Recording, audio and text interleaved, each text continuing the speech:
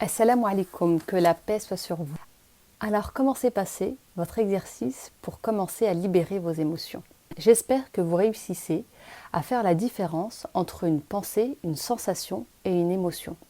Même si ils sont liés, ils sont quand même différents. Si ce n'est pas le cas, faites-le moi savoir et je prendrai le temps de vous expliquer plus en détail la différence entre les trois. En attendant, aujourd'hui je voulais vous parler du niveau de contrôle. Oui, parce que le contrôle, c'est bien souvent ce qui nous empêche de libérer nos émotions. Alors qu'est-ce que le contrôle? C'est simple. Contrôler, c'est vouloir que les choses se passent comme nous avons envie que cela se passe. Il n'y a pas que les dictateurs qui cherchent à contrôler. Parfois, on peut chercher à contrôler avec beaucoup d'amour et de bienveillance, mais cela reste du contrôle. Le lâcher-prise est d'accepter les situations telles qu'elles sont sans chercher à les changer.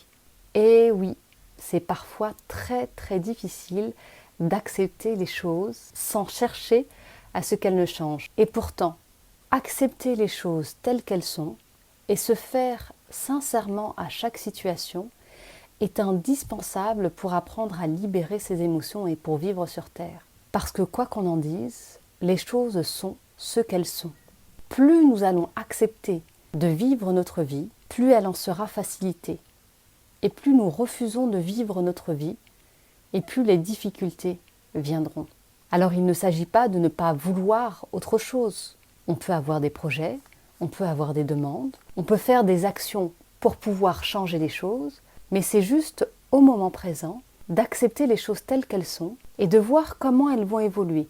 Pas d'attendre, mais juste de voir. Parce que lorsqu'on est dans l'attente, c'est le meilleur moyen d'être déçu. Donc pour aujourd'hui, je voudrais juste que vous vous posiez la question, quel est votre degré de contrôle? Et dans quelle situation de la vie avez-vous le plus de contrôle?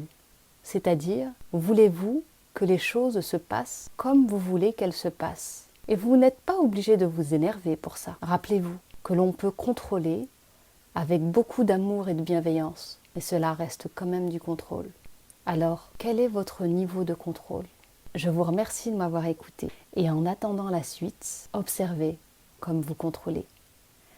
Assalamu alaikum, que la paix soit sur vous.